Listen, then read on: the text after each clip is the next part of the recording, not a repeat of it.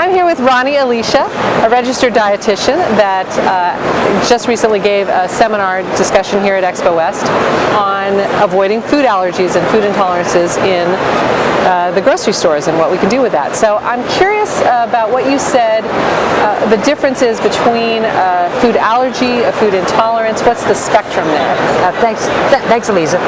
Food allergies and food intolerances are part of the food avoidance.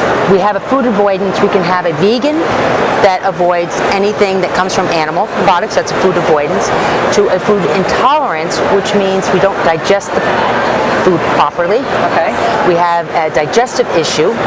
To a food allergy, which means the immune system is involved with the body's inability to process a component of the food, most likely protein, but we're finding more and more evidence that there's actually carbohydrate intolerances. Oh, interesting. Okay, so with an allergy, it's the antibodies, the body produces antibodies in reaction to the substance. Correct. Okay. Correct. So, and there's different levels of food allergies. What you'll have is a food allergy that can be anaphylactic. So this is the one that you have to have. If there's zero tolerance. You from birth, from when you find out that you have this allergy to for most of your life. You know, some kids are fortunate enough to outgrow them, but you have to have total avoidance and absolutely carry your EpiPen, because you have incidental exposure. Then we have food allergies where we may get hives and are less likely to have an immediate death reaction. Although we are finding that if you have a food allergy, today's manifestation may not predict tomorrow's. Oh, interesting. So it's something that we are So a lot of different reactions can happen. Exactly. Okay. And it may get worse. It may actually get worse. And have you seen an increase in these intolerances and allergies in your own practice? Oh, absolutely, absolutely. At first we saw just food allergies, anaphylactic food allergies. That has grown. The annals of allergy and the medical professionals that deal with this has seen a 16% growth in food allergies, the anaphylactic, so the whole category is growing. We also have found that people that have runny noses, that have postnasal drip, that have chronic eczema, that these are actually reactions to food. So instead of putting corticosteroid creams on and taking Flonase or inhaled corticosteroids, you can actually avoid a food and treat the symptoms. So that's your allergy piece. Your digestive piece is the intolerance, lactose intolerance. Can I eat a little cheese but not a glass of milk? Okay.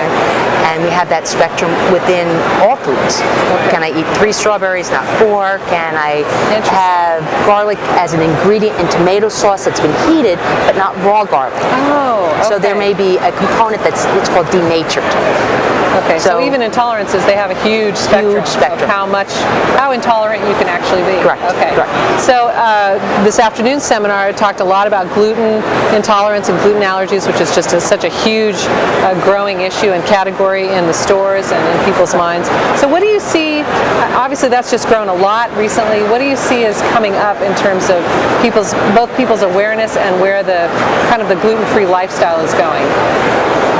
I'm glad you asked, because the next piece that I see is a healthy component.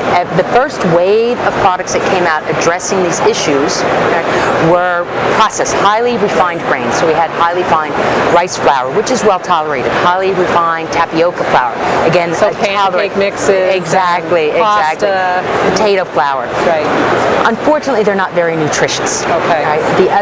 So we're seeing more whole grains come out. The quinoas and amaranth are no longer a foreign language in some diets.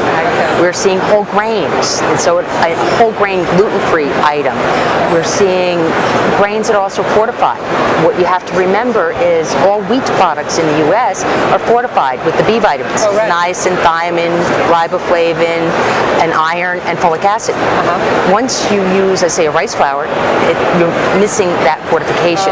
Okay. Right? So we're seeing gluten-free products specifically actually fortified with those. So we're going to see healthy, gluten-free and allergen-free foods. Yes. Healthy, gluten-free, and allergen-free foods. That's what we're looking for. Okay. Well, thank you so much, Ronni. It was really great to speak with you. My pleasure. And great to have you here at Expo West. And thank you. This is Elisa Bosley with Delicious Living.